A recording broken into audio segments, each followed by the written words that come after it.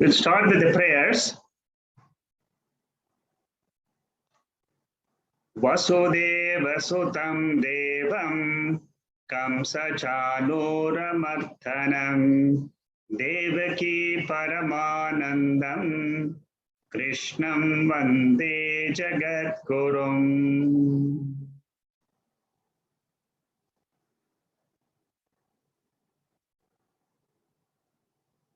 We are studying the 17th chapter,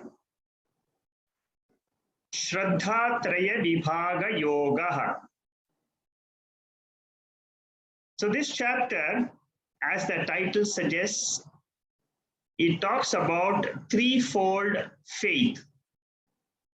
Last week, I introduced the whole topic and we have finished 7 verses.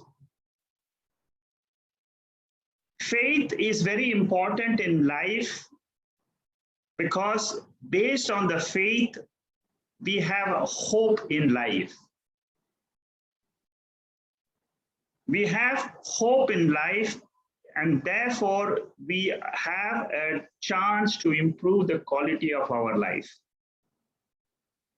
We always feel that the future will be good, and we all work towards a brighter future.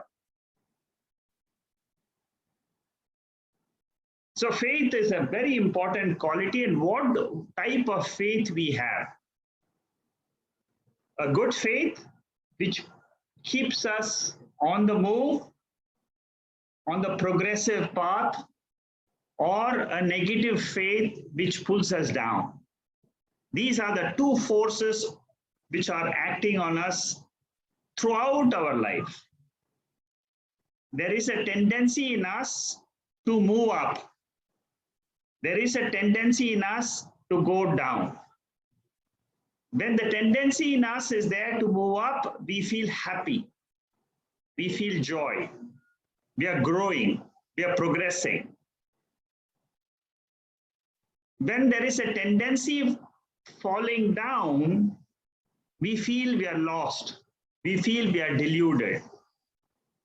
What is that in me which keeps me going on the right path of life? If you ask that question to any person, any seeker, he will say, it is my firm faith in the scriptures, especially seekers. We are all introduced to 3 texts when we come to the spiritual study: Bhagavad Gita, Upanishads, and the Brahma Sutras. These are the Prasthana Trayam. We have not seen the author. We do not know who has written those books. We do not know when it was written. But all of us have one common belief, that this study will give us a better quality of life, happiness in life. That is the fundamental faith by which we start.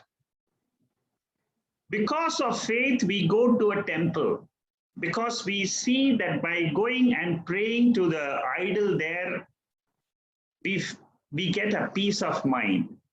There is some power. That is an invisible power. I cannot see, I cannot hear, I cannot perceive that power. But it is the faith in us which keeps us glued to the progress in our life. So it's a very important topic. Therefore, Lord Krishna has taken a full chapter to explain to Arjuna what is the faith by which a seeker should progress in life. The chapter begins with the first verse where Arjuna asks a question. And the question is, if a person who leads a dharmic life, full of faith in good dharmic living, he has no exposure to the scriptures. Only Dharma is his faith. So what category would you put this person? Would you put him as a Sattvic? Would you put him as a Rajasic or a Tamasic Shraddha? Sattvic people are generally people who have got full knowledge of the scriptures, therefore they follow the Shastric way of life. Tamasic people have absolutely no knowledge of the scriptures, and they are having a faith which is opposed to Shastras. They criticize the Shastras. In between Sattva and Tamasic faith is the Rajasic faith. They have a very passionate type of faith which results in show off, to show to others that they are greater than the other people. So there is a pure Sattvic faith, there is a dull, dark Tamasic faith, and in between is the Rajasic passionate faith. To this question of Arjuna, Lord Krishna says it depends on many factors. But the main factor is what is the knowledge in his intellect.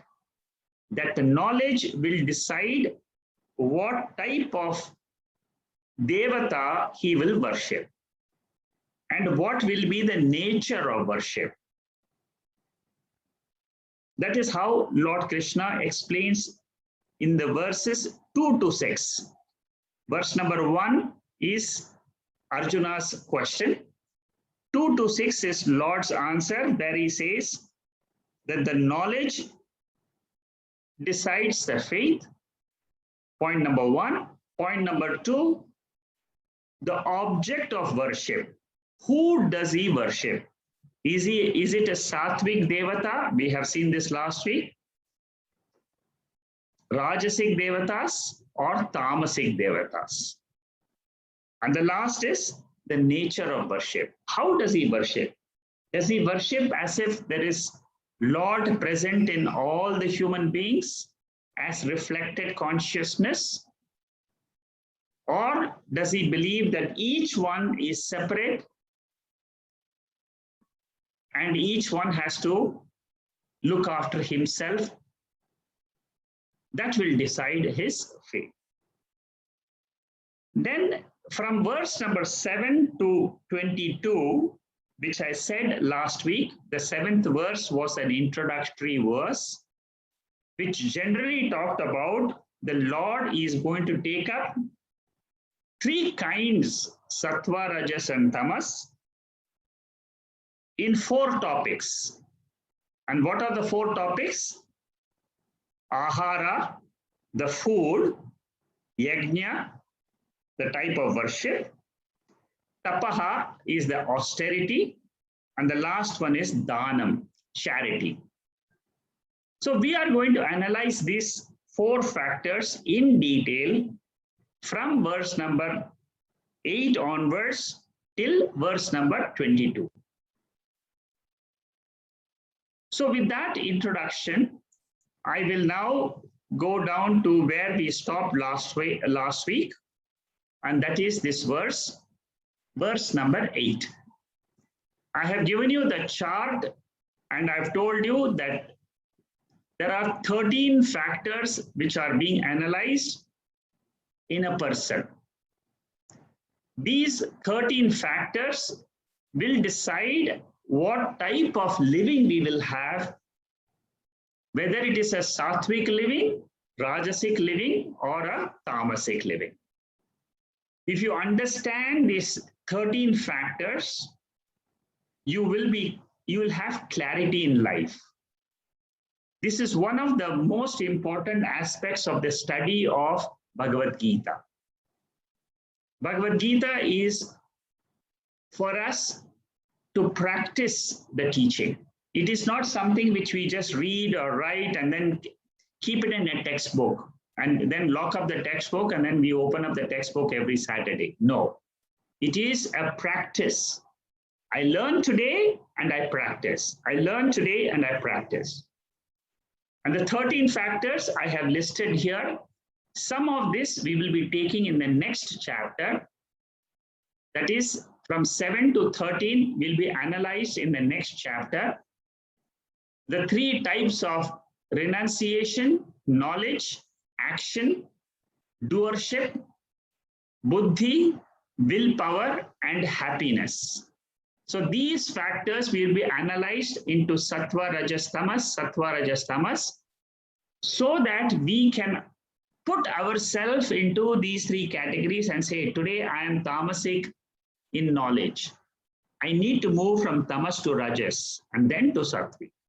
Similarly, willpower. I have a very weak willpower today. That is tamasic.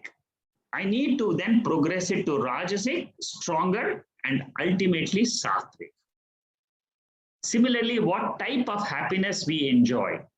Is it rajasic, is it sattvic, or is it tamasic?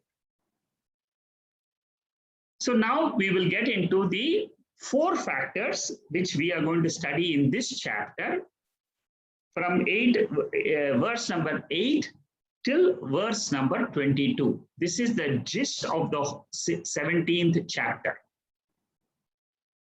And they are very simple verses. You can easily read the verse and understand.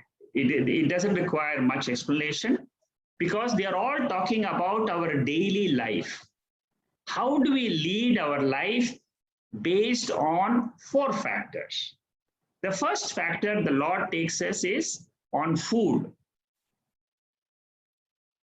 Ayuhu sattva bala rogyah sukha priti vivirthanaha rasya snekta sthiras prithyaha ahara satvika priyaha.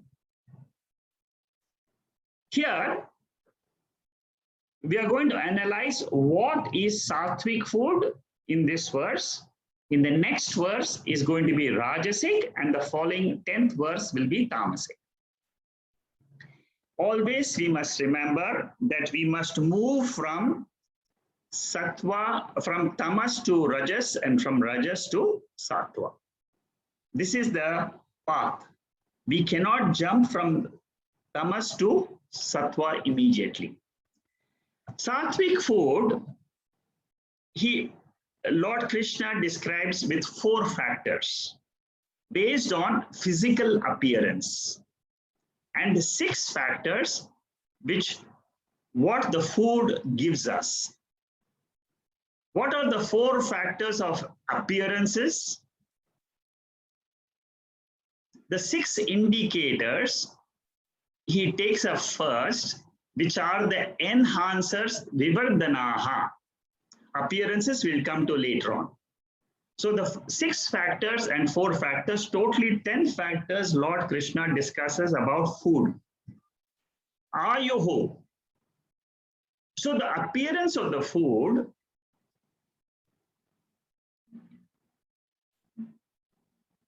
will take up.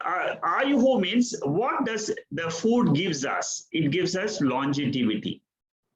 The second is sattva. Sattva means the vitality, energy. The energy is provided at the prana level and at the mind level. This is at a subtle body level. See, the gross body, the food which we take, a portion of that goes to form the gross body. A portion of it goes to form the subtle body. A portion of the food. So the food which we take, it keeps the body alive for a long time or a short time. That is one advantage or one benefit of the food we take. Second is the vitality, energy it provides. The third is physical strength. External body has got to walk, run, lift things, do certain activities in life which requires physical strength. So the food which we take, the strength we have today depends on the food we intake. Arogya means health. Health is generally described as absence of disease. It's put in a negative form. Because what does good health mean? Good health means I'm not suffering from anything. I don't have any physical pain, I'm okay. That's all. That is what is called as general good health. Sukham means happy. While eating the food, it brings a smile in my face.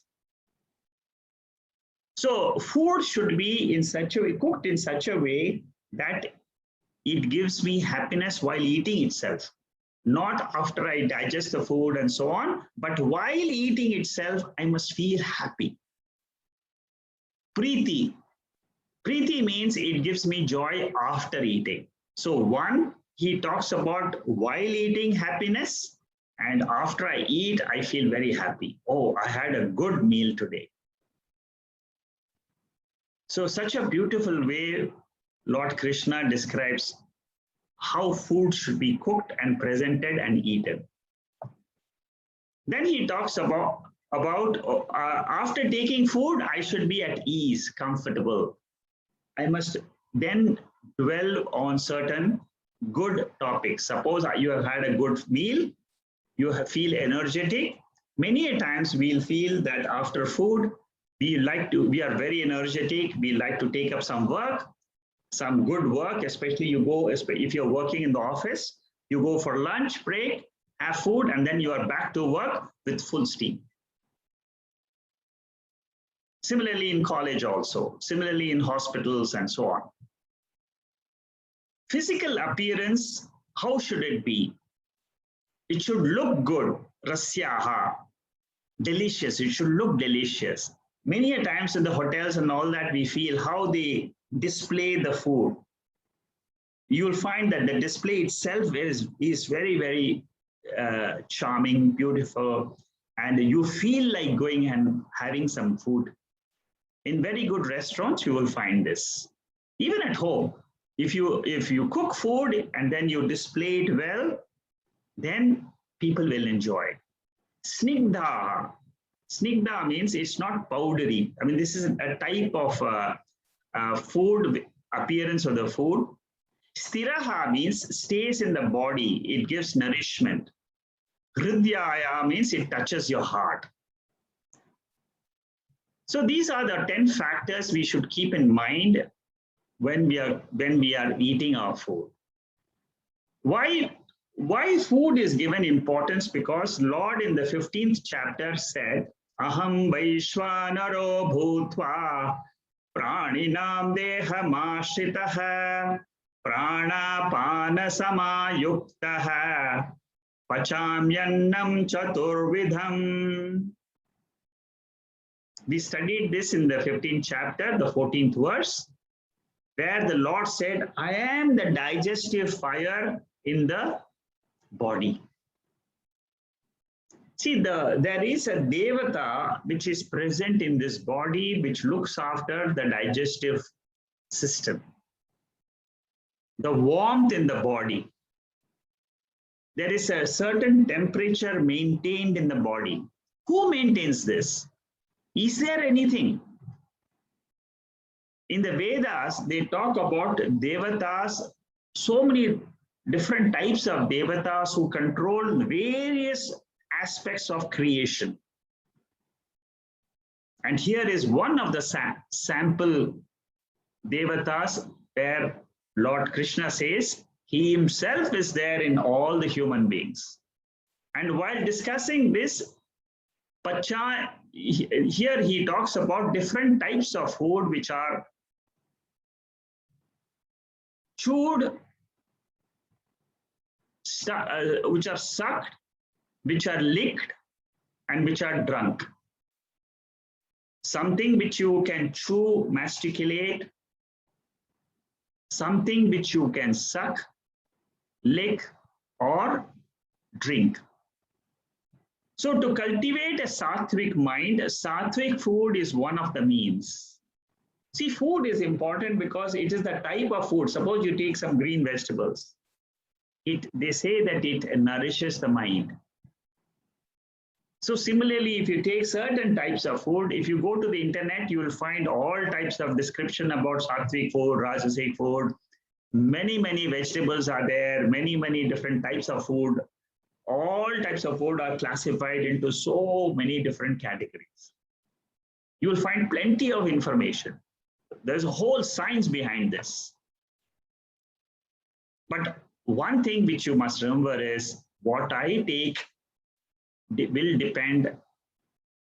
Basically, my mind depends on the type of food I eat. What you see, what you read, what you hear, they all add to the impressions in the mind. And these impressions in the mind are very important for us to nourish, cultivate for going higher and higher in the spiritual field. Moderate quantity of intake should be taken. Those of you who are doing yoga, this is a very important step. Do not overeat at any point of time. They say you divide the food in such a way that you keep 1/4 of your stomach always empty, so that the air can go and digest the food. Don't eat up to your neck, so that there is no space for even the air to move around and digest the food. So 1/3 is kept for the food, solid food, 1/3 for the liquid food, 1/3 you keep so that you have some space for the digestion, and that is the way you eat. If you maintain this type of lifestyle of a proper diet, a proper quality of food, it will make you sattvic in nature. Now, what is the Rajasic food? Now, we have seen the Sattvic food. We have seen what types of food are given so that we develop a Sattvic mind. Now, let us understand Rajasic food.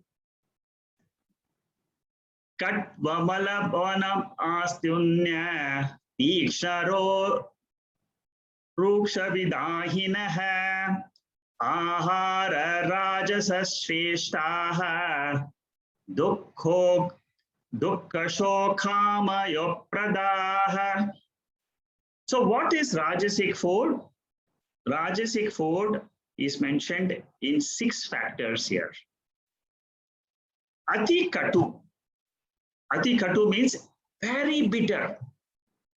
Rajasic means these type of foods. Ati lavana. Ati lavana means first is katwa, then the second is lavana. Too salty, very salty. Ati tikshna, spicy, pungent. Ati vidahi. Vidahi means burning inside. You eat it and it'll burn, but then some people enjoy it. Ati amla means very sour. Ati ushna means very, very hot. Straight from the boiling, from the stove, it should come in my plate. Don't keep it in the table. Many people have this habit. That is Rajasic in nature. Ati ruksha. Ruksha means dry food. So the result of Rajasic food, what is the result? Dukkha. The eyes and the nose is suffering while eating itself. Compared to the Sattvic food, it was while eating itself, you had a smile in your face. But here, Rajasic food will make your eyes water. Your nose is suffering, but still you're enjoying, spicy food. You're eating, you are enjoying it. Why? Because you're Rajasic. Some people eat mirchi. You must have known this. Green chilies, red chilies.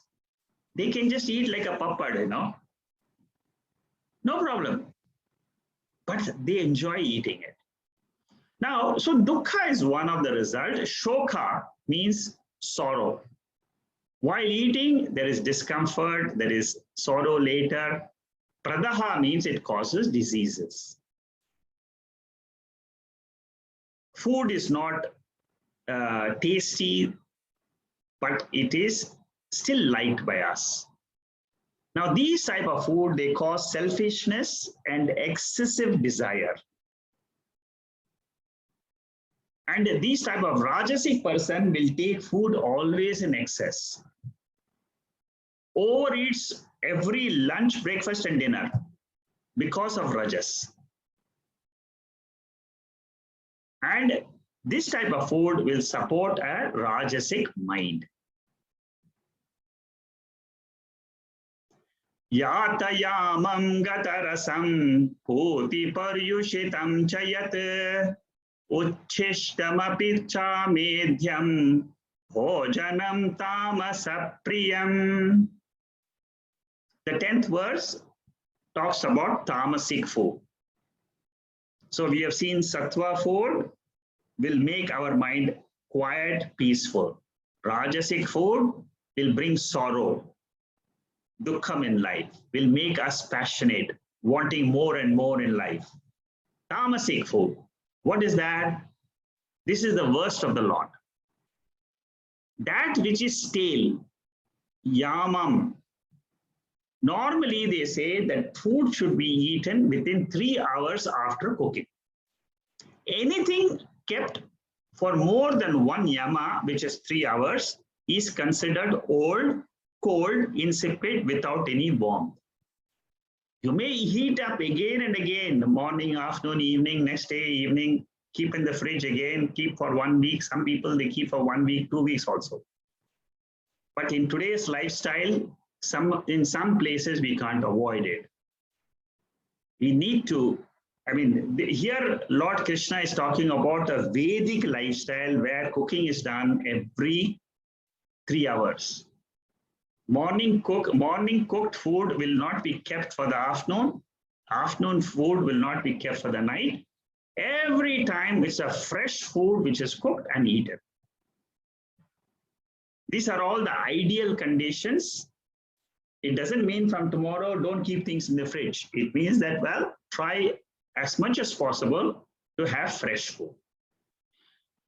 So tamasic food is tasteless. Why it is tasteless? Because it's been kept overheated again and again, and the taste goes away. It is puthi. Puthi means putrid. Sometimes a foul smell will come in old food. Paryushitam means food kept in the fridge for a long time and eaten after a week. Gatarasam, vitality is taken away in food. Overburnt, over-roasted food. But some people like this. They will enjoy this. Uchishtam means leftover food. Sometimes saliva is fallen, jutha they say in Hindi. Amedhyam means not fit for worship. You cannot give the Lord. We give the Lord fresh food, freshly prepared. We go and keep it in front of the Lord, give it to the Lord first, offer it to the Lord first, and then you say, "Oh Lord, this is your prasada for today." This is what is followed. It used to be followed in the Indian families a few years ago. In some families, even today it is done. But this is the way when you keep the food before God, even for during Diwali, why do we keep all the sweets we buy, the clothes we bring, we keep it in front of God and then take it as a prasad from the God and then wear it. This is the lifestyle in which we say, "Oh Lord, everything which I enjoy in life is a prasad. It is your gift to me. And if I maintain this lifestyle, it is supposed to be Sattvic lifestyle." Sattvic food gives nourishment. It is fresh. It is healthy. It looks good. Rajasic food gives pain, suffering, sorrow, diseases. Tamasic food is unhealthy food, cold food, burnt food. This is the conclusion of the 3 verses. Vegetables are easily digestible, they are considered sattvic. Onion and garlic are considered to be tamasic, but they are very good purifiers of blood.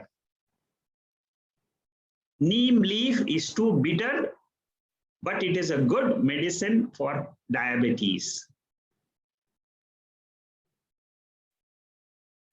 The trick is we don't use any food in excess quantities. Eat moderately, the right type of food, so that your mind is free for spiritual development. That the reason why Lord Krishna is emphasizing here on all these points of ahara, danam, yajna, tapaha, 4 points he is discussing, because all this will make my mind sattvic. A sattvic mind is the one which climbs higher and higher in spirituality. So the food has a tendency to increase our sattva qualities, reduce the rajas and tamas, tendencies in the mind.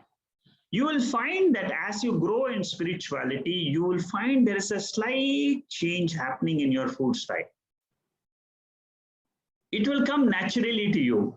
You may slowly find that all the other type of food you don't want to eat, and you feel, oh, this food looks good to me. I'm sure each one of you have experiences in life where you feel that this is more sattvic, it goes with my taste, it is good for me, it is good, this is healthy for me, and I feel good after eating. The likeness of any type of food depends, it indicates your tendency of either sattva, rajas or tamas. The next is worship, yajna. What are the 3 types of yajna? That is what we will discuss. Becoming sattvic in life helps us to own up our sentient nature. See, we are all trying to understand the consciousness principle is in us. The consciousness principle means the sentiency, the life in us. That is, without which we are no different than a table or a desk. What is the difference between a table and me? Because I am sentient, the table is inert. What is this inner sentiency is what we are trying to understand. In order to understand this, we need to have a sattvic mind. And a sattvic mind alone can understand pure consciousness. It has to drop the prakriti. We have to drop the matter aspect from us. As you grow higher and higher, we will be studying, as we do in the Panchadasi class on Wednesdays. You will find that we are analyzing vrittis, thoughts. We are understanding our mind more deeper. If you want to delve into that type of a teaching, you need a sattvic mind. Therefore, all this factor, especially food, very, very critical factor. We must become aware of what we are eating, and then we must remove our identifications with the wrong tendencies in us and own up the pure awareness principle. See, this is where this is what is the inner essence of this chapter.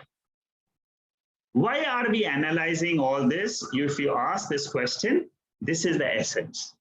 Because ultimately, I want to drop the matter aspect from myself and just own up the pure Atma. Next verse is about worship, yajna. So now we are going to study 3 verses, 11, 12, and 13. The 11th verse is Sattvic Yajna, 12th verse is Rajasic, 13th verse is Tamasic. This chapter is a very structured chapter. Sattva, Rajas, Tamas, Sattva, Rajas, Tamas. 4 factors are taken up for analysis from verse number 7 to 22.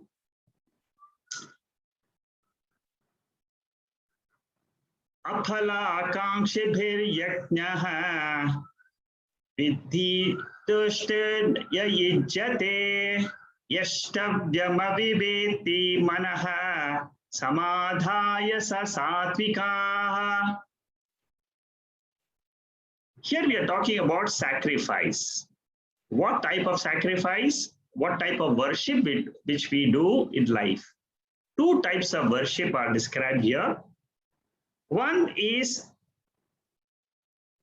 based on the type of attitude we have towards worship. Is it sakama worship or nishkama worship? Sakama means I have a desire in life. Therefore, with a specific result in mind, I do worship. Phala abhisandhi. Phala abhisandhi means I expect a result. Certain result I want. I want to pass my exam. I want to earn money. I want to have a child. I want to be happy. I want to buy a house. Oh Lord, give me this, give me this. This is all with desires. So I do worship with the desire is called sakama, with desire. What is the other type? I do worship, but without desire means Nishkama, and that is supposed to be Sattvic. So the type of worship can be Sattvic or Rajasic or Tamasic. Sattvic is where I do my duty. There is no result expected. I take care of my children, I take care of my parents, I take care of my society where I live in. I do my duty. Many people are like that who just keep saying, I don't want to talk about higher, I don't want to know about God and so on. I just will do my duty and I will go through it. It is okay. It is fine. Many people are like that. I mean, there is a very few people who come to study the Bhagavad Gita who are more Sattvic. They have, over a period of time, they have become Sattvic. Therefore, all of us who are studying the Gita, we don't have to worry. Our Sattvic nature is already present. All of us are Sattvic in nature because without that Sattva quality, we will not come to Bhagavad Gita. So we all fall in this category, which is the 11th verse. Now, what type of duty we do, we have seen in the 5th chapter. Panchamaha Yajna, Deva Yajna, Pitru Yajna, Rishi Yajna, Manushya Yajna, Bhuta Yajna. These are all worship which is done in the Indian families, where Deva Yajna means we do a daily puja. Pitru Yajna means Shraddhams which we perform for the elders' departed souls. Rishi Yajna means we do self-study like this. We study the Upanishads. This is a type of worship. This is also a type of worship. Suppose you say, no, I study the Bhagavad Gita. I don't feel like going to a temple. It's fine, because this is another type of worship. Manushya Yajna. Manushya means taking care of guests, people who just walk into our house without any phone call. They just walk in, you take care of them. Or in the society, you go and help some of the poor people or needy people. These are all Manushya Yajna. By doing this, what happens is our mind gets purer. Bhuta Yajna, we have seen also. Whatever we do for the animals, birds, feeding the birds, animals, taking care of cows, all that comes under Nishkama Nishkama worship.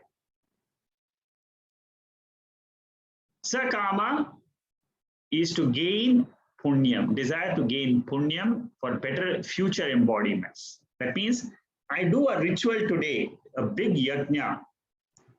Why? Because in the next birth, I want to be born in another higher loka.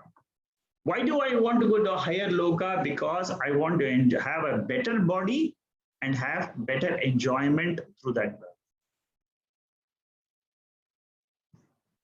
So we chant mantras, we give dakshina, we feed people after the yajna. These are all done with a view to having a better life, either in this birth here itself, ihaloka or paraloka. The chanting should be done with a focused mind, concentration. These are all how it should be done. If you want, if you are doing a Sattvic yajna, it doesn't matter. It is okay. Abhisandhaya tu phalam dambhartamapi chaivayat ijjate bharata shreshta tam yajnam vidhi rajasam. So Rajasic yajna leads to punya because it is done with a selfish motive. Like I said, I want so many different benefits from God. Encash the result of punyam either here or later. If I want to encash the punyam, then I will get material sukham. But there are some people who say, I want whatever. Suppose I visit a temple, I get punyam out of it. I chant Bhagavad Gita, one chapter, I get punyam. You have a choice to ask a Lord, oh Lord, I have studied, I have chanted one chapter of the Gita. What do you want out of it? Do you want some benefit here now? Lord will give us. Or you want purity of mind so that you can progress further in spiritual study. The Lord will give us that also. Suddenly you will find that your interest is in study of the Upanishad increases. Your study of Brahma Sutra, Panchadasi, all that keeps on increasing, and you want to further and further grow in spirituality. That is what is called as Nishkama phalam. You are not asking benefit for yourself, but to know the Lord, to know your own real nature. So Rajasic worship is with an intent for a future result. That is a general type of attitude we have. Normally, it is done with ostentatiousness, show off if you are Rajasic. See, you can be very quietly praying to yourself without any show off. That comes under Sattvic. But suppose you pray and you want to show off to people just to get their appreciation, then that worship is called as Rajasic. It's done for the appreciation from others. Oh, this person, he does so many yajnas. Every yajna he is there, he is the yajmana, and that yajmana, he has paid $1,000 to be a yajmana. And again, he'll show off. I was a yajna and the last one, I'll be yajna this time, I'll be yajna in the future also. I'll be the yajmana. But see, all this is okay. But what here the Lord says is, do it for Nishkama. That is what is the teaching here. Do it as a duty or to purify the mind. These two lessons we must keep in life. I do my duty. I go to the Lord to pray and say, give me the energy, give me the strength to do my duty. Perfect. Sattvic worship. So the result of worship can be, like I said, it can be Sattvic if you are asking for moksha. It is an inner evolution. It is not a revolution, like you do today, tomorrow you get it. It is an inner evolution, anthakarana shuddhi, chitta shuddhi, because this chittam, This mind we are bringing from every janma to janma. Every birth of the body will bring the old mind again. Again, we go through the sukham and dukham. Again, we go to the next birth. While we study the Bhagavad Gita, we get purified mind. We purify our mind, clean up our mind. As you grow in the spiritual study, more and more you will find all these things are very, very real. Today, when you listen to all this first time, you may find, oh, this is just something which I don't understand. But the more you study, you'll find all this happening inside you. Everything which Bhagavad Gita teaches, you will say, own up and say 100% correct. Because it is an inner experience you will have. So the Rajasic worship gives us material result. Tamasic worship gives us no result. Why? Because it is done for namesake without any faith. A thought gives us the attitude towards worship, and that makes all the difference in our yajna.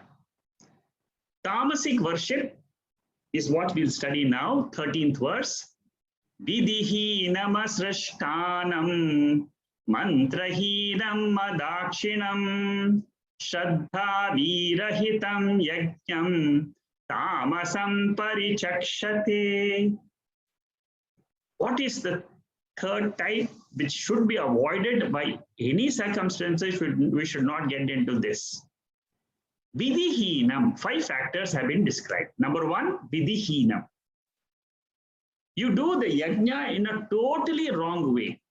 If they say you do it like this, you say, oh, no, why should I put 5 bricks and construct this? Let me do it with the homa konda of only, if it is 24 bricks, you just do it 5 bricks. Asrishta annam, the food which is supposed to be offered into the yajna or after the yajna, you don't do it. Mantrahinam, chanting mantra very fast. You tell the Panditji before the yajna starts, I have exactly 32 minutes. I have to rush to the office. Please finish this puja within 30 minutes. Adakshina. Adakshina means you don't give the priest a right dakshina.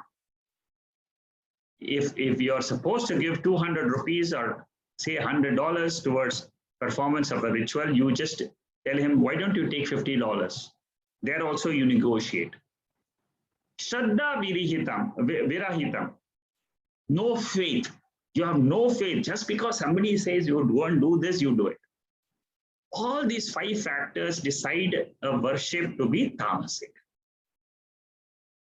We do this only to show off, only for namesake. I don't believe in all this, but I just do it. Okay. See, this is where the Lord is trying to explain to us how faith is so important in life. Because faith decides the type of thoughts which you will get every day. And the thoughts which you get every day it gives us the quality of our day. Suppose your day is full of happy thoughts, you'll find that you've had a good day. Suppose you feel that I had all horrible thoughts today. I was fighting in the office, fighting at home, fighting in the evening, and fighting with everybody. In the end, I fought with the Lord also. Why Lord gave me all this? So this is where we need to analyze our life and take the right steps, right from proper food to proper worship, proper idol, proper attitude, proper type of dhanam, whatever we do. So all these factors, the 4 factors which he is discussing, are very important. Therefore, the Lord has taken these 4 factors. So the tamasic worship gives no fruit because it's almost like a self-insulting action. You insult yourself because you don't believe in what you're doing. Normally, we do a worship for a ritual worship and all that is done for punyam. And why do we need punyam? Because I want to get rid of my desires. And the papam and punyam are nothing but their result of actions. Why do I get bad thoughts in my mind? Because some old actions I have done, which is now fructifying as today's thoughts. How come I have good thoughts today? Because of the fructification of the old actions. So every day in my, if you see, I have a combination of good thoughts and bad thoughts. And these thoughts are a result of punyam and papam. Every birth of a body is to go through this punyam and papam in the form of thoughts. And the thoughts result in actions. Again, you do karma, again you get punyam and papam. This is the cycle of samsara. So all this is described with the ultimate purpose of freeing yourself from all these wrong thoughts in life. Punyam papam results appear in our own mind in the antakaranam, and it is not kept in the cloud somewhere. It is in our own mind. We can all experience this. This is that karana shariram, that impressions which we have, which are getting fructified every single day. As soon as you get up in the morning, you don't realize this, but then you are doing action, getting the benefit of the action, again benefits. So karma yoga way of life will help you to come out of this cycle, grow into, and the upasana yoga will help you purify the mind further. Ultimately, why do we do karma yoga and upasana yoga? To purify the mind and then listen to the shastra. And the shastra will tell you, you are ever free as Atma. That is the ultimate sukham, which you have been wanting throughout your life. And when the Guru tells you, your nature is pure, nature is Ananda Swarupa. If your mind is pure, you will accept it 100% and say, yes, I accept what you say, I am now free. My real nature is pure Ananda. I am the Chit Swarupa, Chaitanya Swarupa. This is the ultimate success of all this study. The next topic we are going to discuss is austerity. Austerity means tapas. We are going to study this in two forms, in two ways. Number one, by the instrument which we use for our austerity. And number two, what category of tapas we do, what type of tapas, sattva, rajas, and tamas. So 6 verses are dealt for understanding the type of austerity. Let's go one by one.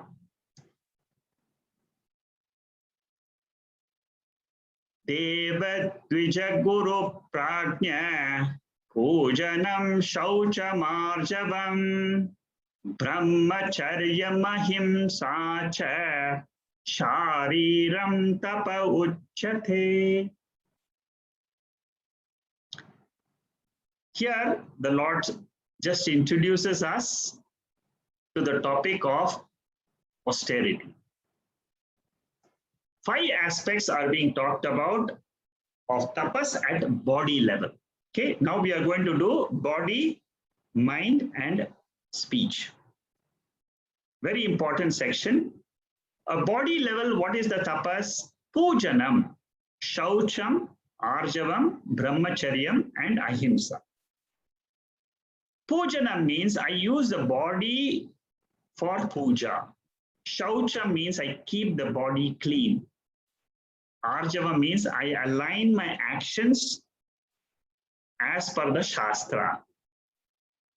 I have self-control in the body, which is called as brahmacharya. Ahimsa means I have no violence in my actions. Physically expressing our respect to the Lord is what is called as puja. That is the definition of puja. Expressing our respect. Oh Lord, you have given me this body for a few years so that I can come have a happy life. So I thank the Lord for giving us this body. This is the attitude we must have in the puja. The object of worship can be a devata, dvija, guru, or prajna. What is devata? The deities in the temple like Shiva, Vishnu, Devi, Navagraha, all these are devatas. So these are the objects of worship. Dvija means I have a thread ceremony done. I am born again for the Vedic wisdom. The first birth is when the mother gives birth. The second birth is when I get a thread ceremony by which it makes me an adhikari for getting this knowledge. Guru. We all pray, we all worship the Guru as Guru, parents, the teacher, father, mother. All these are all given prostrations because we treat them as God. Prajana. Prajana means the wise people in the world, elders. They need not be relatives, but elders. Somebody who is 80-year-old, somebody who is 75 years old. They have seen life. They have seen what is good, what is wrong, what is bad. If you sit with them, you will get a lot of values in life. What you cannot sometimes get from the books of Bhagavad Gita, if you sit for half an hour with an elderly person, that elderly person can teach you and he can give you small tips how to lead a good life. So I have explained to you the Dvija part of it, birth by Upanayanam Samskara. Even by marriage, you see, you get married, that is also another form of having a second life. Samskara gives you, marriage ceremony gives you, one samskara is up to your, for the ladies I'm saying, up to your time of marriage. After marriage, you get into a new family, new samskaras, and that is almost like a second birth. So physically, we show gratitude, prostrate to parents, elders. That is what is pujanam. Shaucham means cleanliness. Keep your body clean. These are all austerities. These are all, I keep the body clean, take a bath, preferably morning and evening, keep my nails clean, hair clean. All this leads to Sattvic nature. Arjava means straightforwardness, alignment to Shastriya commandments. What is right you do, drop the sinful activities which disturb the mind. Anytime anything causes disturbance in your mind, become alert. Because that tells you that somewhere you've gone wrong. Whatever brings agitations in your mind, be watchful. This is the way to grow in life. See, we cannot suddenly make our agitations to zero because it is a day to day you will find progress. Duty is aligned with Swadharma. We have seen Swadharma is important in the previous chapters. Action, thought, and word all align. What you think, what you do, what you say. All three are in alignment. Just watch these three things in yourself. Whenever you are interacting with the world, what happens in your mind, what you do, and what you say. If you can keep alignment in this, you have gone very well, very advanced in spiritual study. It takes time. Celibacy, brahmacharyam, sharira tapas. So ashramas are there: brahmacharya ashrama, grihastha ashrama, vanaprastha ashrama, sannyasa ashrama. In each of these ashramas, there is some withdrawal happening at every stage. Brahmacharati means walking towards Brahman, the pure nature.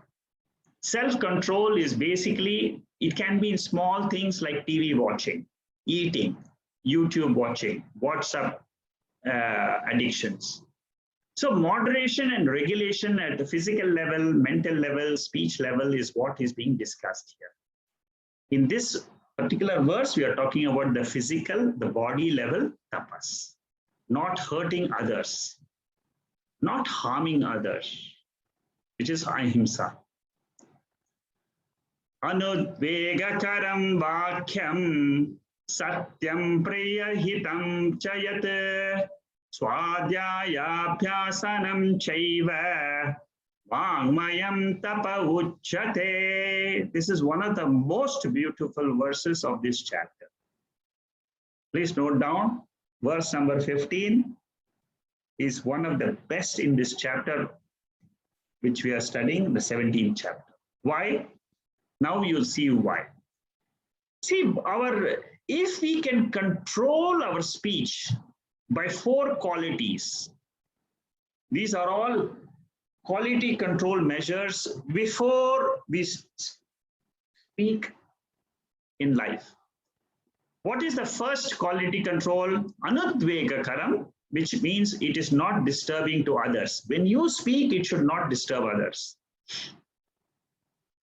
Udvega means disturbing. Anudvega means not disturbing. Satyam, truthful. Your word, when you speak, should be truthful. There should not be any lie in it. Not a tinge, not 1%. Priyam. When you say something, it should make others happy. And the last one is hitam. It should not only make others happy, it should be beneficial to the others. This is what is called as vang tapas. When you maintain these 4 quality control measures in your speech, you will find that your speech reduces a lot because you are in control of what you are saying. Udvega means it causes disturbances in somebody's mind. Asatyam means you don't utter false statements because others can falsify you whenever the truth is spoken. Apriyam means when you speak, you utter such bad words that others shed tears. The talk is rude, hurting. And what you speak is gossip, most of the time, waste of time. No benefit to a listener at the end of a talk. These are all what we should drop. And what we should follow? Anudvega. Anudvega means it should not pierce the heart and cause pain to the others. It should be the right words, soft words spoken. Softly. Satyam. Abaditartam. Abaditartam means not negated or falsified by others. Today you say something and somebody comes and tell your friend, oh, what he said is all wrong. This should not happen. It should be truthful. Even if you speak to a child, 7-year-old boy also, when you speak to him, speak the truth. Priyam. When others are with you, they feel happy. You feel the goodness of others. You are caring for others. The talk which you have is pleasant, sweet. There is no loose talk, only beneficial talk. You will only talk what is good and beneficial to others. No gossip. This is one of the best lessons of the Gita. Do not gossip. Gossiping is what happens to other person. This is loose talk, not beneficial at all. At the end of the talk, you will find, oh, I had a good talk. I had a good chat, but then nothing happened, you know. We speak moderately, we speak carefully. These 4 quality control measures, if we take, this is one of the best lessons of the Bhagavad Gita. Keep this verse in mind and keep thinking of this verse. Repeatedly see, there are certain verses out of 701 verse in the Gita. You should take some 25 verses, each one of you, and tell yourself, throughout my life, I'm going to go through this again and again. This is one of those verses, because it will really improve the quality of your life. You will correct yourself. I found a lot of benefit out of this verse. Swadhyaya avasanam, daily study of Shastra for 20 minutes minimum. Anything you take, but 20 minutes you must study if you're a serious seeker. You develop the focusing ability of your mind, chanting Vishnu Sahasranama or different suktams like Lakshmi suktams, which you chant during the Diwali time, you know. All this is very, very beneficial. They will help you to focus and have a concentrated mind. Mana prasada saumyatvam maunamatma vinigraha bhava samshuddharityetat tapo manasat muchyate. What is the austerity at the mind level? 5 points are given. See, I have taken these verses and I've just given you the main points in this. You can dwell more on these points yourself and then see how it makes sense to you. What are the 5 points when it comes to the austerity in the mind? Number 1, mana prasada. Second is saumyatvam, maunam, atma vinigraha, bhava samshuddhi. We'll go through each one of them. What is mana prasada? Mana prasada means purity of mind, swachhatha, making the mind sattvic all the time. Whenever the mind is agitated, bring it back to sattva.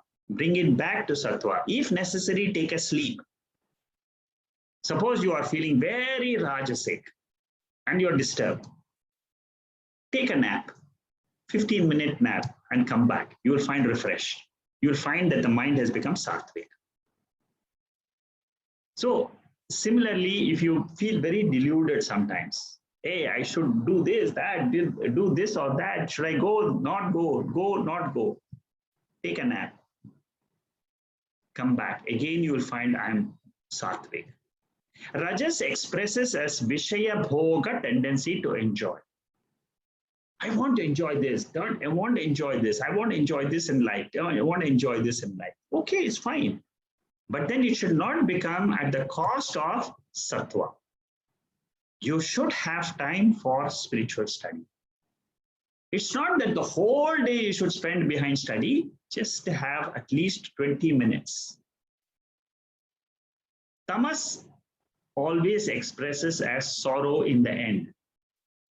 And the sorrow comes when you're deluded. See, these are all the exercise. These are all the exercises, or it tells us what type of mind we have, how to develop our mind. This is the psychology chapter of the Bhagavad Gita. This last chapter and this chapter and the next chapter also, because it dwells more and more about the vrittis, the thoughts which we generate.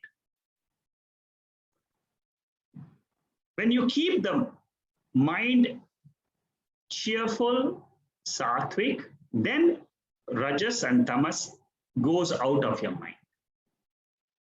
And then what you do, what happens is, then you are able to appreciate that I am a separate sentient principle, Chaitanya principle. I am the awareness, consciousness. Because this consciousness is beyond the three gunas. And then you'll realize that mind is an instrument. It is jadam by nature. I am the sentient awareness. I am the experiencer. Whatever I experience in life is anatma. It is jadam. Very beautiful lesson. It comes because of the purity of the mind. The Vishaya Chintanam leads to Rajas. Vishaya Chintanam means again and again thinking about the objects of desire. We have seen in the second chapter itself, Prajahati yada kaman, sarvan parthamanogatan, atmanye atmanatushtaha. 55th verse of the second chapter. So here, Vishaya Sukham leads to Rajas and Tamas. When sadness comes, you be alert, become aware. You bounce back like a rubber ball. Suppose a rubber ball falls from your hand. It will bounce back again. Be like that rubber ball. Bounce back to life again. You fell down, no problem. Again, come back. Life is not the end. Tomorrow again, another day will come. Shraddha, have faith that tomorrow I will be successful. Life is always giving me the motivation to purify my mind again and again. Don't get stuck and fallen down like an iron ball. Just once the iron ball falls down, it just remains in the ground. Come out, come back, bounce back in life. These are the techniques to come back from the Rajas and Tamas in our minds. We chant different shrotras and all that, so that we get noble thoughts. We take a walk, we listen to music. All this we do only to make our mind sattvic. Saumyatvam means inner cheer, pleasantness, sense of love for everybody, compassion, joy. In selfishness, there is no cheer. When I'm bothered only about me and my life and my family, there's no cheer in life. I want to help others. People have been caught up in COVID. I want to help them. Some of the seekers here, they have expressed their desire to help others. In Saumyatvam, all should be fine is the attitude. We are discussing what is Sattvic. At the mind level, what is the austerity to be performed? Maunam. Maunam is a state of reflectiveness. Munibhava iti maunam. What is Munibhava? Munibhava means I am quiet in my mind so that I can reflect properly. My mind can reflect on the noble thoughts. And when I can reflect on the nature of the truth, that is the highest. Many of us, we lead a mechanical life. What Bhagavad Gita teaches us is change from mechanical life to a reflective life. Understand the nature of life itself. What is life? What is this consciousness? What is this awareness? Which is the truth? And what is impermanent in life? These experiences are coming and going. Agama pahitvam. Experiences are not real. The seer, the experiencer is real, which is the sentient principle. The lived life of Shastras spiritually and evolve. Unfold yourself. That is what happens in Maunam. Maunam means you learn to be quiet for a certain time of your day. Some people, they say they will like to have Maunam for half a day, 1 hour a day. 20 minutes, I won't talk. Develop this viveka. By doing this Maunam, austerity, what happens is your viveka shakti grows. discriminative ability grows. You'll realize this. Take a walk. What happens when you take a walk alone? Maunam again. Your mind becomes clear. When you take a walk, you'll realize your mind throws up thoughts after thoughts. Certain things which was all hidden inside your mind, suddenly they open up. Why? Because of the austerity you have performed. Atma vinigraha means control of the mind, control through the sense organs. The prana shakti, you do pranayama, control your organs of action. Mind should do what you command it to do. You don't do what the mind tells you to do. Very important. Make a note of this. You tell the mind, I want this. Don't get dictated by the mind. Likes and dislikes every day, morning and evening. It's very, very difficult what I'm saying here. Atma vinigraha, control of mind, is extremely difficult exercise, but it is possible. Slowly, slowly, you take one small step, is very good. Another small step, another small step. Most of us, we lead our lives based on likes and dislikes in the mind and then take them to be the normal way of life itself.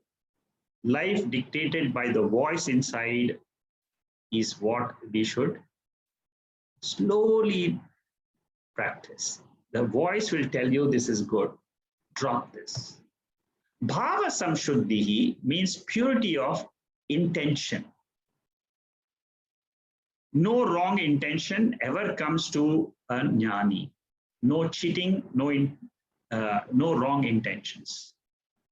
There's no one thing in the mind and something else he says outside. This is where we discussed arjavam. Arjavam generally refers to the oneness at the body and speech level. Bhava samshuddhihi refers to oneness at the mind level. What the mind thinks, you say it, you do. Austerity means simplicity in life, a life of penance, atonement, prashchitta. Austerity at 3 levels we have discussed: body, mind, and speech. When we practice this, what happens? All the inner negativities, I can't do this, I can't do this, all these negativities will go away. What will come? I will do this. This is the right thing to do. In spite of difficulties around, I will do this. Tapas cleanses your mind of impurities, makes it more sattvic. All this can be practiced. We commit sins by omission or commission. What you're supposed to do and you don't do is called as omission. I should do this, but then I didn't do it. That is what is omission. We should have done certain things in life. I should have taken care of my parents. I didn't do it. What I should not do, I have done it. We also face this type of situation. This is what is called as error by commission. And all these errors are corrected by vritams, penances, austerities prescribed by the Shastras. See, we are all human by nature. We do commit errors. It is not that we are born as Devadas, no? We are all have a mixture of Devi and Asuri Sampat. Prashchittam is sadharanam, asadharanam. Sadharanam means instead of telling the truth, you lied sometime. There is some prashchittam, means something you do, maybe you write 10 times, I will speak the truth, I will speak the truth. This is prashchittam. Asadharanam means there are special sins. Suppose you have hurt a cow or you have hurt somebody very deeply. That is what is called as asadharanam. That is a little difficult to come out. Austerity prevents papam. After this, next week, we are going to study this 3 types of tapas, which is Sattvic, Rajasic, and Tamasic. Sattvic tapas brings you peace, selfless duty performed. Rajasic means it causes disturbance in the mind, and Tamasic means it is utterly useless tapas. What this tapas is, we will going to study next week. Hopefully, in the next 1 week or 2 weeks, we'll close this chapter. Within 1 or 2 weeks, I'll see either next week or the following week. In 2 weeks, we'll finish this chapter. And then we will move on to the last chapter of the Bhagavad Gita, the 18th chapter. Om Purnamada Purnamidam Purnahat Purnamudachade Purnasya Purnamadhaya Purnameva Vasishyade Om Shanti Shanti Shanti Hari Om Sri Gurubhyo Namaha Hari Om.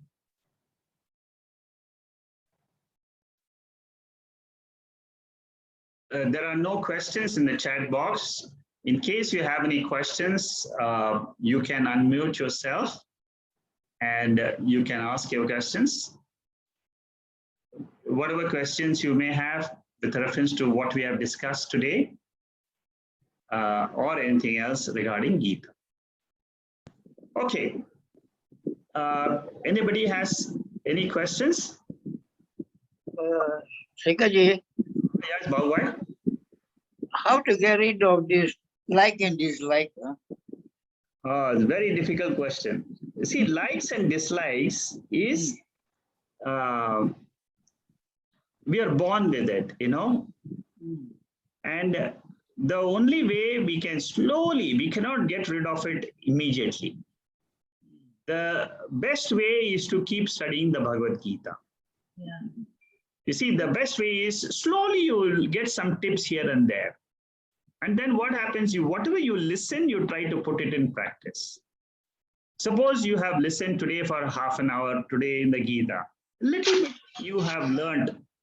Tomorrow morning when you get up, you say, today I'm going to practice some maunam. You know, that will give you how to drop your likes and dislikes. Because sometimes the food, you know, we have some foods which is not to our taste, which is some dislike of food, you know, certain foods.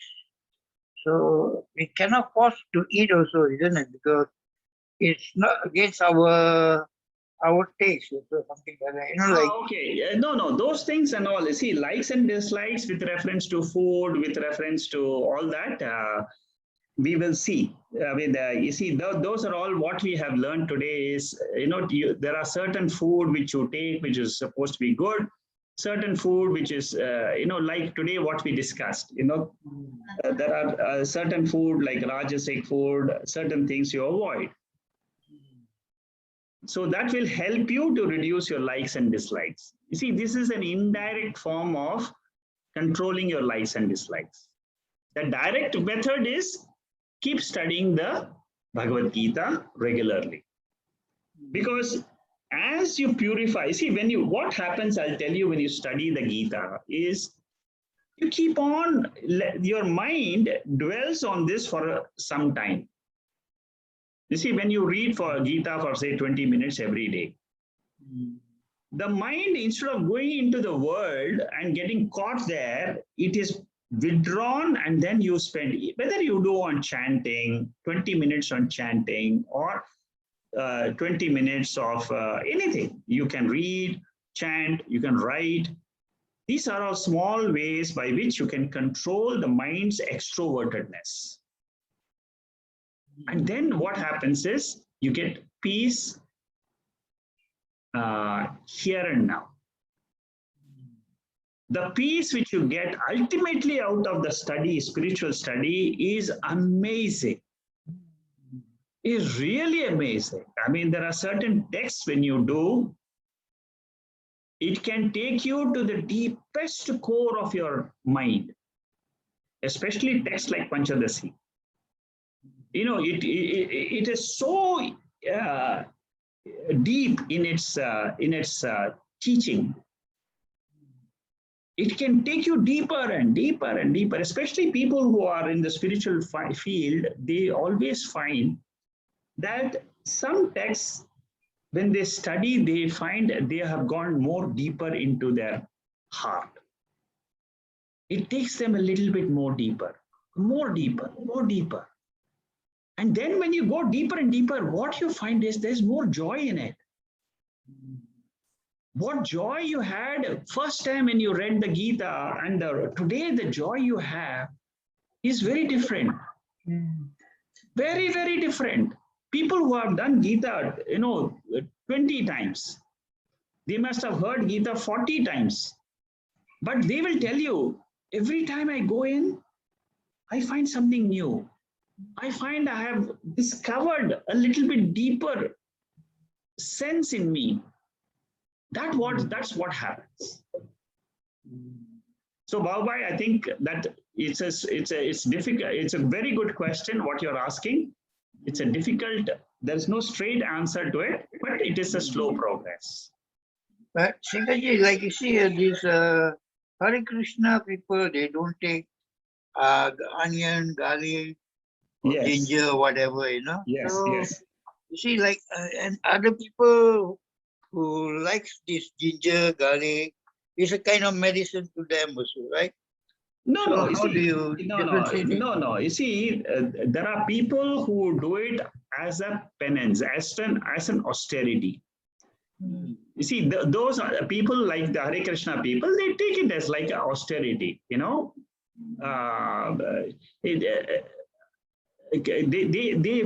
for example, what they do is this is a penance for them, and they're improving. You see, every one of us is improving our mind. We must remember this very much. All of us, whether it is Hare Krishna people, whether it is people who are following Advaita Vedanta, or we are doing Buddhism, or any type of spiritual study we are taking, you must always remember that what we are doing is we are purifying our mind. Okay? So it's not a sin that we eat garlic or ginger. No, it is not a sin, but it is slowly. You see, we have to slowly come out of it. You see, eating garlic is not a sin. It is not, but slowly we eat. What they say is, if you can reduce some of these tamasic food, it will make your mind pure. That's all. But they say it's a kind of food, a kind of medicine, like no, that is a different reason altogether. See, suppose I take garlic as for a certain disease which I have. That is a normal thing to do. Suppose I take it for good digestion. Then it is if I'm having a problem. If I'm not taking it for enjoyment, but I'm taking it as a medicine, that is allowed. That is not a problem. See, there are certain things, food which you do, which you take out of taste, you see. If your tongue is telling you, this is very tasty, I must eat this, more of this, more of this, more of this. There are some people who eat chilies because they like that chili taste in their mouth. Or some people, they like this. What the Lord Krishna says here is, eat, even if it is in the beginning, it is not tasty, doesn't matter. As long as it is Sattvic food, take it. That is what is there. You should look at the attitude behind these verses. You should not take it the literal sense and say, he said this, therefore I will do this. Take what is the intention behind these verses. There is no hard and fast rule in all this. You should eat onion, you should not eat onion, you should eat garlic, you should not eat garlic. It is not a hard and fast rule. There is no vidhi nisheda, strict vidhi nisheda. But what generally is said is, If you eat Sattvic food, you will have Sattvic mind. If you eat Rajasic food, you will have a Rajasic mind. Reduce your Rajas. But suppose you feel that I am already Sattvic, then you don't have to reduce anything. Good, very good, Bhagavad. It's a good question. Okay, I have another question here. Thank you. Thank you. How is the peace of Sattva, Tamas, and Samadhi different? Okay. The peace of Sattva, Rajas, and Tamas, and of course you are referring to Samadhi. See, Samadhi is a totally different. It is a result of Sattvic mind. Samadhi is a result. You must remember this. Samadhi is a result of Sattvic mind. Now, Tamas is totally different than Samadhi or Sattvic. What happens is Samadhi gives Sukha, Sattvic Sukha, because the reflection of Ananda, my pure nature, gets reflected in that Sattvic mind. Samadhi and Sattva are very, very similar. Huh? Samadhi means Chitta Vritti Nirodha, means there is no vritti which is disturbing me. There is no vritti which can delude me, which is tamas. There is no vritti which will make me Rajasik, which makes my organs of action go here and there. So your question is, the difference of this is the type of happiness I get out of it. Okay, if you're not still clear, you can ask me, is this answer clear? Yes, it's very much clear. Thank you. Okay, thank you, Kumar. Okay, next is a question from Uma. Om Tat Sat. I did mention about it last week. And Uma, you have to wait next week because I'll be taking this Om Tat Sat, which comes in the end of this chapter. It comes in verse number 23 to 27. So please wait till you get to verse number 23. Om Tat Sat in general means, you are asking when do we utter it and when do we use it? The answer is, at the end of any ritual, generally it is, we say Om Tat Sat. Suppose you are doing any, even if you are doing some prayer at home, at the end of a simple prayer of say 10-15 minutes, at the end you say Om Tat Sat. Why do you say that? Because you tell the Lord that I may have committed some mistake in my prayer, in my Naivedyam. I may not have offered the right Naivedyam today. For Diwali, I had 1, 2, 3. I did these 3. Whatever way you did celebration of puja at home. At the end of your puja, whatever you chant, you chanted, say, Vishnu Sahasranam, or you chanted some sloka. At the end, you just say Om Tat Sat. Om Tat Sat means, oh Lord, I'm chanting Om Tat Sat so that you will pardon me if at all I have made some inadvertent mistakes. By unknowingly, I have done some mistake of my puja. Every puja, every chanting you do, it gives you benefit. It gives you punya. Even if it is for 2 minutes, you chant Om Bhurvasva Tatsavitur Varenyam. You chant the Gayatri 2 times, 3 times. It gives you punya. Suppose you have chanted not correctly, you say Om Tat Sat. So what the Lord Krishna is saying is, whenever you do any ritual, and if you feel that you may have made some mistake in your ritual, in your puja, or in your yajna, or your prayers, just chant Om Tat Sat. That will, by chanting that, these three are the names of the Lord. Om is the name of the Lord. Tat is also name of the Lord. Sat is also the name of the Lord. Why these three words are given prominence? Because they say in the scriptures that before this creation was started, the Lord himself said Om Tat Sat, and then he created this universe. It is said in the Rig Veda, and it is said that by the utterance of this, the Lord created this entire the 14 lokas. The jivas came in, and they came in. They had their lives of enjoyment and gone back. So when the Lord himself has started the universe with utterance of Om Tat Sat, there is some power in these words. And I also, if I chant in my own small way, that Lord who created, he will have mercy on me and he will pardon me if at all there is some mistakes. So Uma, is it clear? Yes, Shekaji. So we can even say it as a bedtime prayer before we go to sleep. Yeah, definitely you can say Om Tat Sat. Every day you can chant, no problem. Okay, thank you, Shekaji. Thanks Thank for you. the explanation.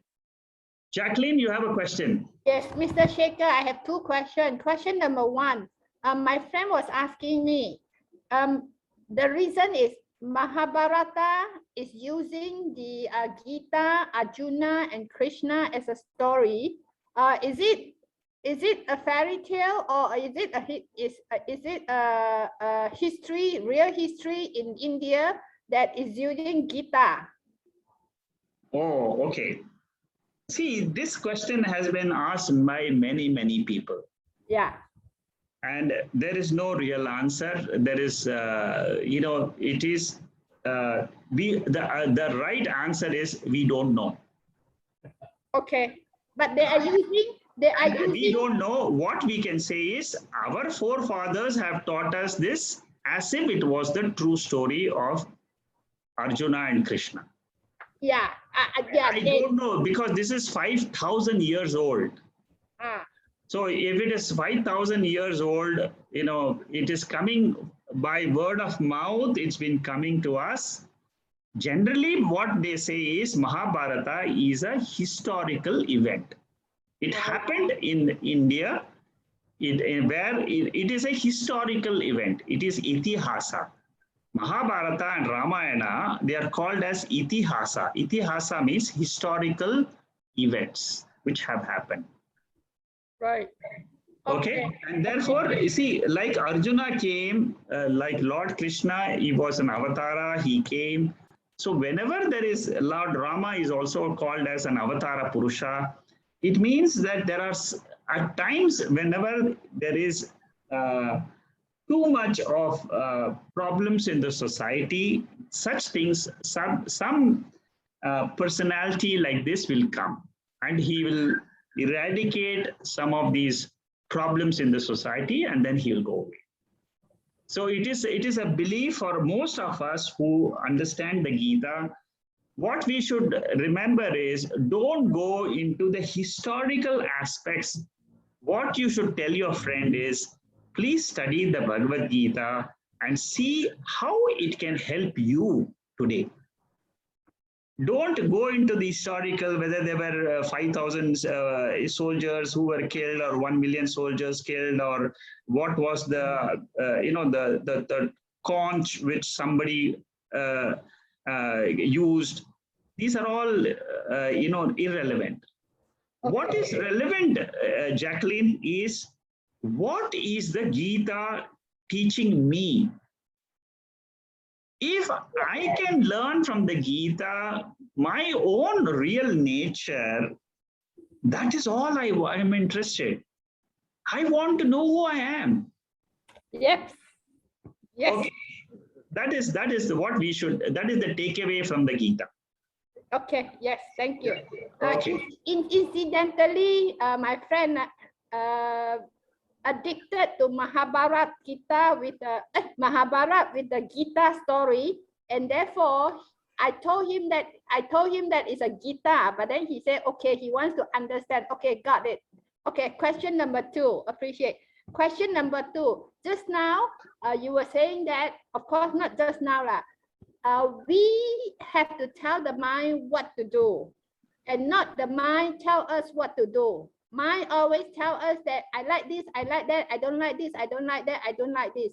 So by commanding the mind what to do, yeah, my favorite question, my favorite way is how to speed it up, asking the mind what to do. Okay, good, very good. So this is I'm very happy that you're using this knowledge to practice it in life, because if you're not practicing this, you will not ask this question at all. Okay, the answer to your question is not a straightforward question. It's not a straightforward answer, but there are many ways to this. See, what we should note is that directly we cannot tackle our mind. You cannot tackle the mind directly. You cannot face your mind directly and ask the mind, oh mind, please go away. It will not go, because it will become more stronger and it'll attack you more. See, the best way to take the mind is treat it like a friend. Don't treat it like an enemy. So take the mind as if it is a friend. Oh mind, why are you trying to trouble me? Can you just be away for 5-10 minutes so that I can focus on the spirit inside me? I want to focus. So you tell your mind in a coaxing way, don't order the mind. This is what was taught in the 6th chapter of the Bhagavad Gita. In the chapter of meditation, Lord Krishna said that the mind is your friend and the mind is your enemy. You make the mind a friend by telling the mind that, oh mind, you are definitely in me, no doubt. In this body, the mind is there. But allow me to realize my real nature. Today, I know that I am one with you. I think that you are me. But the Gita tells me that there is something which is different than the mind. So the way to control the mind is to realize the Atma, the self, the pure consciousness. The more I am able to withdraw the mind, what happens is, this is where my meditation sessions of the Wednesday classes, they are very big help. In every meditation sessions, I've done about 50 sessions so far. You'll find that every meditation sessions, you will find that you're able to go deeper and deeper and deeper into your own mind. And how it is done? By taking the help of the study of Atma. There is a specific way to go inside and treat the mind. And that is the meditation process. You just go through some of these sessions which I've got. The simple answer is go beyond the mind to know the mind. Go beyond the mind to the Atma level, the wearer of the mind, to be in the master of the mind. Mr. Sekhar, appreciate. Now the ego is saying that bingo, yes. Then, good. So you won your mind. You won your mind now. Yeah, the ego is saying this, bingo, appreciate, but as a pure consciousness, I shouldn't be like that. Anyway, I love your answer, because recently I did it in another way. I love your answer, treat it as a friend, but I did it in another way, that I asked my pure consciousness, I said, pure consciousness, you are watching me. So what do you want me to do? Good. And the mind went away, right? Yeah. Good. So that is what is called as Sakshi Bhava. That is called as I am the Sakshi, I am the witness. I am not the mind, I am the witness. So this is what is called as going beyond the mind. All right. Yes, the ego is saying that appreciate, bless that being in your class, okay, for that number of years.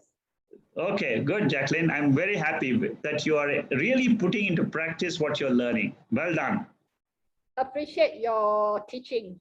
Okay, thank you. Anybody else has anything else?